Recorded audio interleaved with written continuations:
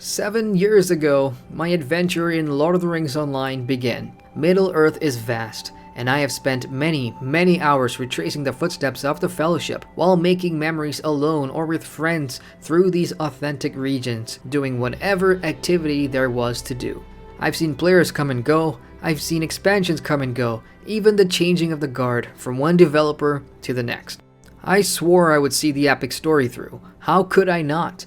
Just like so many of you, this is a journey we started all those years ago, looking forward to seeing how the story of the One Ring plays out in a virtual online world, from humble beginnings of the Fellowship to its breaking, and now to the end.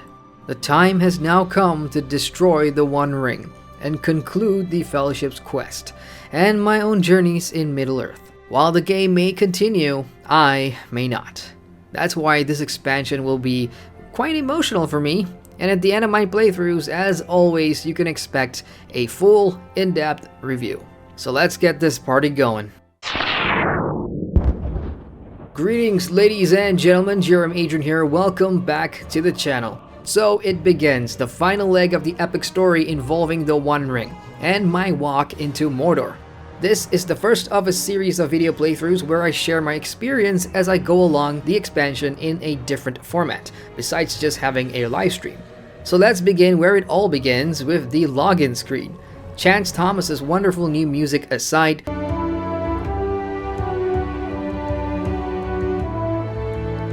that's really cool. I mean, it's really somber, it's really...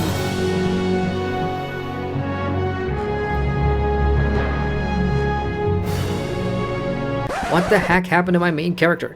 Yes, there is a character model update with the Mordor expansion for humans and elves, and I'm still not sure how I feel about the new male faces. I definitely prefer my older self, and maybe that's because I've been looking at him for the past 7 years, and this is new. So after logging in and claiming all my expansion goodies, I made my way to the Barber in the Prancing Pony to take a closer look at the face model updates, and I think I would prefer sticking to the old ones. Aside from the new female avatar updates, the new male ones look like character models from Shroud of the Avatar, and that's not a good thing. Sorry SSG. After a little bit of admin and skill bar readjustment, I head off to the Slag Hills to see my king, Lord Aragorn, once again to begin the final chapter of the epic story. Now, there will be spoilers beyond this point, so consider yourselves warned. So my adventure restarts in the Slag Hills, where a convenient horsey takes me to the Battle of the Black Gate instance. And after a very brief skirmish with some orcs, Gandalf says the iconic words, "Winter is coming." No, that's not it. The eagles are coming. And with that, we get a couple of cinematic cutscenes that shows the chaos and aftermath of the destruction of the One Ring in the area. With the help of Gwaihir and Landroval, Gandalf and I scour the mountainside to search for our hobbit heroes. After successfully finding them, another cutscene plays to tell you that it's over. Time to celebrate. We can all go home. Bye. In fact, I'll just show you because you have to see this.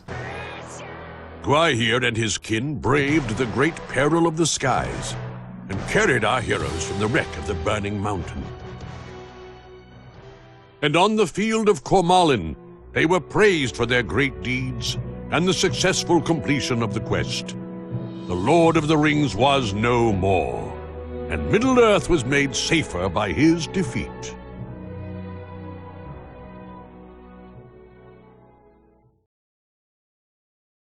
And that was it.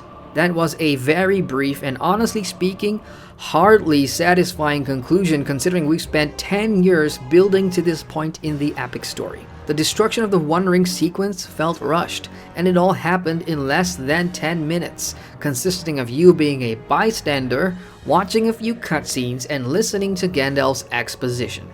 Are players satisfied with this at all, having that ending after 10 years of epic story adventures? I am disappointed, and I'd love to hear what returning players think of that. Those that used a Valar level 105 boost especially, who might not have completed the last update, which was where the bulk of the Battle of the Black Gate story content took place. By the way, if you've not watched my review for that, you can click on the info bar icon at the top. On top of that, there was no recap video or a recap mechanic or anything for returning players, considering it's been 5 months since the last update. I will hold my tongue for now and hope there's more content to revisit with regard to the One Ring after we're done with whatever it is we're doing in Mordor. Once the dust has settled, I get to catch up with the remaining members of the Fellowship and other key players in the saga as well in the fields of Cormallen. I don't know how much time has passed since the climax, but Frodo is awake, and everyone else is telling you how you owe them ale, and plans now that the war is over, and things like that. Frodo, however, shares with you his shame in the form of a session play, and that, in my opinion, is the highlight of the expansion for me so far. We get to watch the actual destruction of the ring from Gollum's point of view, and if you're a big fan of the movies, it's easy to see how much of the film's portrayal of that scene is reflected in this session play. I enjoyed it quite a bit, which also makes me think about the last session play we got in Update 20. Whatever happened with Frodo, Sam, and Shelob? I mean, we got to see that session play, but there's no payoff here. Again, I'm still very early into the expansion, and who knows, I hope they do revisit these key plot events later in the expansion. Once everyone has said their piece, Gandalf now sends me on a mission to find out what exactly is happening beyond the Black Gates in Mordor. And that is how I got to walk right in, and begin the first of many quests in the Udun region. Many players have spoken out about how challenging the new landscape mobs are. So of course, the first thing I had to do was Leroy Jenkins right into a level 115 mob just to see how much the difficulty has spiked. With a full set of flower power armor from way back in Update 19 and not a whole lot of finesse in my build, yes, I'm not ashamed to say that I got my ass kicked.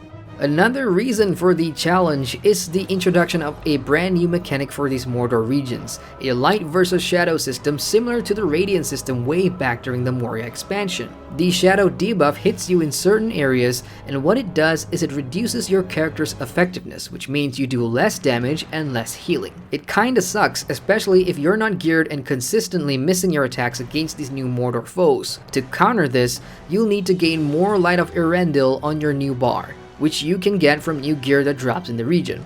I've only gotten one as a quest reward so far, and the difference is minimal, so more drops will be needed.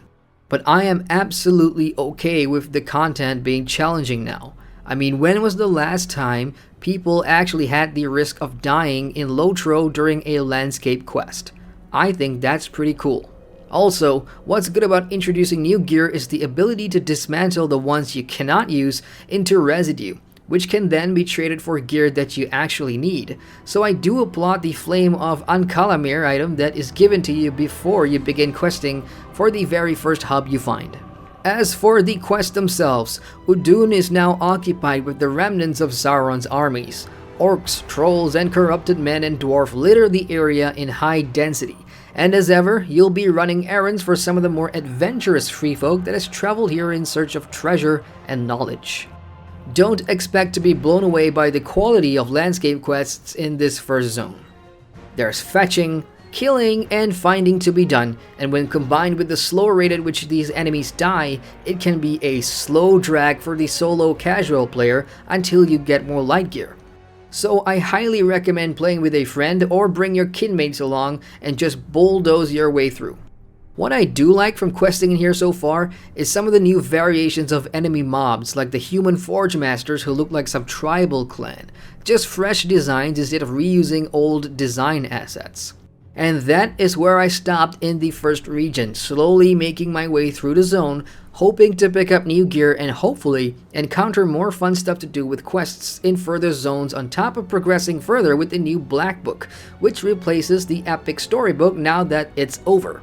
Therefore, if you want to see more, stay tuned for the next part of my LOTRO Mordor expansion playthrough series, and if you enjoyed the video, do give it a like and subscribe to the channel for more MMO content. You can follow me on social media through any of the links in the description box below. Once again, I'm GRM Adrian and I thank you for watching. Winter is coming.